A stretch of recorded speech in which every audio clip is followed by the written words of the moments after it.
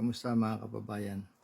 Kung napanood niyo po kahapon ang press conference ng ating Pangulo, nagbukas sila o nag-launch sila ng tinatawag na portal, isang website na pwedeng puntahan natin at para malaman natin kung ano nangyayari sa DPWH.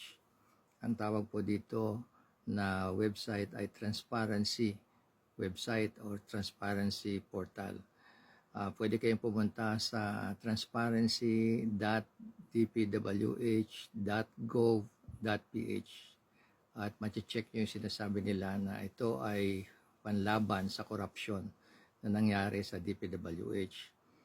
Hindi pa naman kompleto yun na information ang nandoon at siguro it will take time. Hindi natin alam kung kailan talaga mapupuno ng information yun kasi lahat daw ng mga bidding, yung mga kontrata na pinasok ng mga contractors sa DPWH, yung ginagawa ng mga official ng DPWH, lahat nandoon.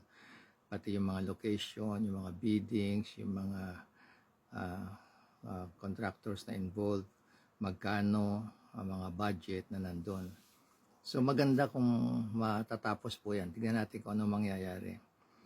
Pero dahil corruption ang pinag-uusapan nila, ito raw ang sagot sa corruption. Sa akin naman, ang corruption hindi naman mangyayari sa DPWH kung hindi pinanggalingan yan ng budget. Sa budget lahat nagsimula yung pera na pinag-aagaw-agawan o pinaghahati-hatian ng mga nasa DPWH at saka lahat ng tao na involved dyan sa DPWH projects, lahat ng klase ng projects. Hindi lang yung flood control projects, maski ibang mga projects.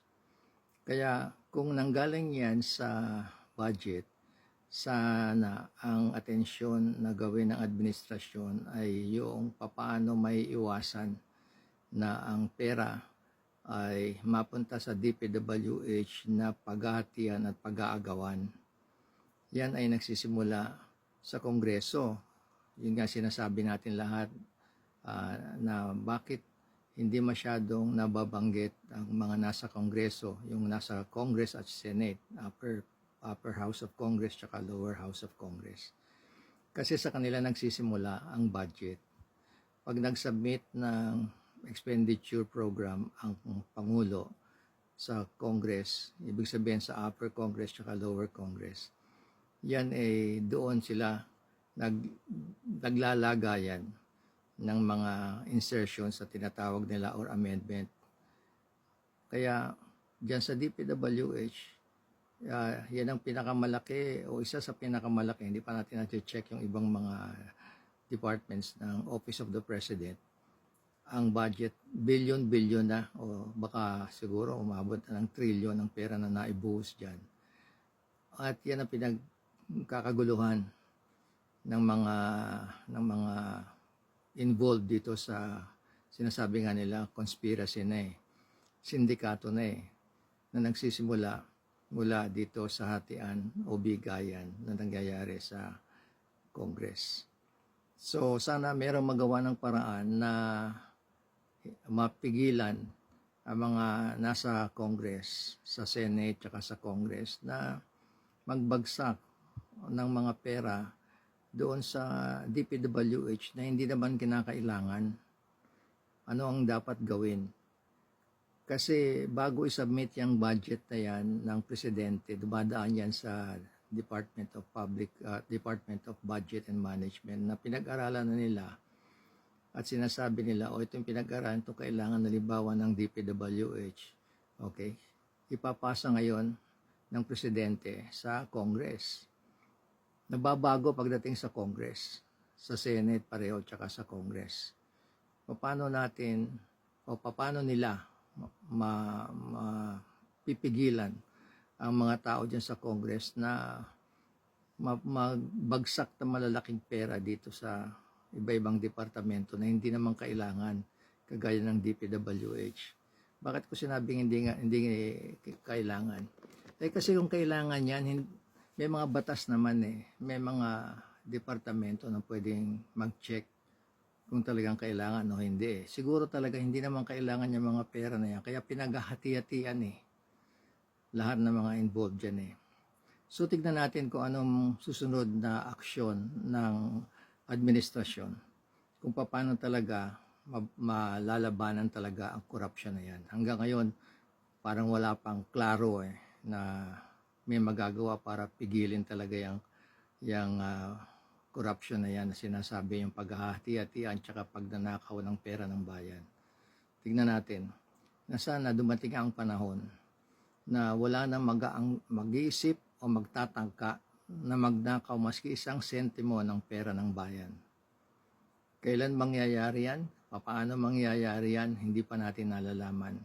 Baka siguro itong panahon na nangyayari sa atin ngayon, ito lang nagbubukas ng ating isipan at nagbubukas ng ating siguro yung intelligence natin, yung karunungan natin, na para malaman natin na talagang kailangan mahinto na talaga ito.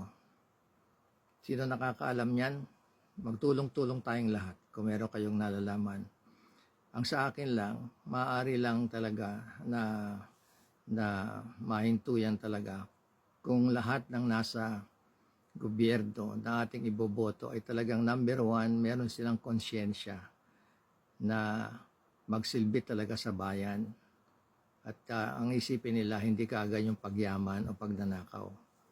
Nakalimutan na kasi ngayon sa mga binoboto natin yung salitang public servant Kasi dapat ang mga tatakbo dyan ay handa na maging servant, katulong, o isang tao na talagang wala siyang isipin kundi sa kapakanan ng kanilang mga constituencies o mga sinasakop nila mga tao.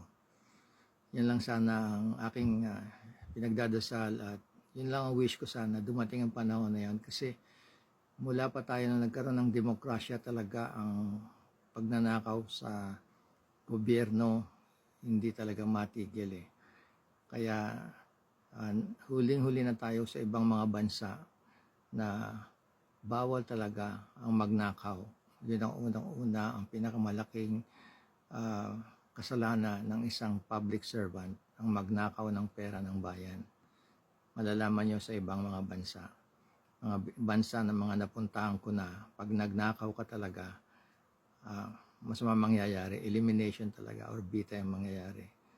Pero sa atin, parang malakas pa rin ang loob ng mga nasa gobyerno na magnakaw. Magdasal na lang tayo at hiling na lang natin na sana matigil na itong corruption na sinasabi nila. God bless the Philippines. God bless the politicians talaga. Sana makaisip sila ng maayos. And God bless our country, especially the children. Maraming salamat po sa inyo.